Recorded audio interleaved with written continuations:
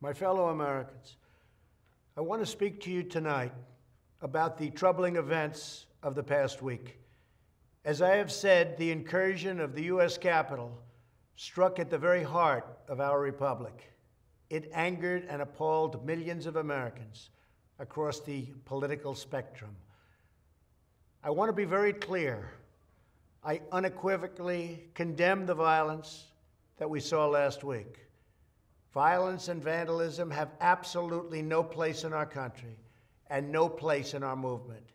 Making America great again has always been about defending the rule of law, supporting the men and women of law enforcement, and upholding our nation's most sacred traditions and values. Mob violence goes against everything I believe in and everything our movement stands for. No true supporter of mine could ever endorse political violence. No true supporter of mine could ever disrespect law enforcement or our great American flag. No true supporter of mine could ever threaten or harass their fellow Americans. If you do any of these things, you are not supporting our movement, you are attacking it, and you are attacking our country. We cannot tolerate it. Tragically, over the course of the past year, made so difficult because of COVID-19, we have seen political violence spiral out of control. We have seen too many riots, too many mobs, too many acts of intimidation and destruction. It must stop. Whether you are on the right or on the left, a Democrat or a Republican, there is never a justification for violence. No excuses, no exceptions. America is a nation of laws. Those who engaged in the attacks last week will be brought to justice. Now I am asking everyone who has ever believed in our agenda to be thinking of ways to ease tensions, calm tempers, and help to promote peace in our country. There has been reporting that additional demonstrations are being planned in the coming days, both here in Washington and across the country. I have been briefed by the U.S. Secret Service on the potential threats. Every American deserves to have their voice heard in a respectful and peaceful way. That is your First Amendment right.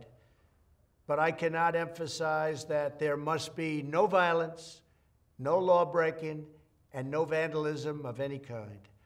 Everyone must follow our laws and obey the instructions of law enforcement. I have directed federal agencies to use all necessary resources to maintain order. In Washington, D.C., we are bringing in thousands of National Guard members to secure the city and ensure that a transition can occur safely and without incident. Like all of you, I was shocked and deeply saddened by the calamity at the Capitol last week. I want to thank the hundreds of millions of incredible American citizens who have responded to this moment with calm, moderation, and grace. We will get through this challenge just like we always do. I also want to say a few words about the unprecedented assault on free speech we have seen in recent days. These are tense and difficult times. The efforts to censor, cancel, and blacklist our fellow citizens are wrong, and they are dangerous. What is needed now is for us to listen to one another, not to silence one another. All of us can choose by our actions to rise above the rancor and find common ground and shared purpose. We must focus on advancing the interests of the whole nation, delivering the miracle vaccines, defeating the pandemic, rebuilding the economy, protecting our national security, and upholding the rule of law.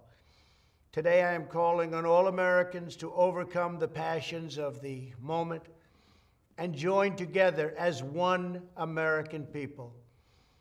Let us choose to move forward united for the good of our families, our communities, and our country. Thank you, God bless you, and God bless America.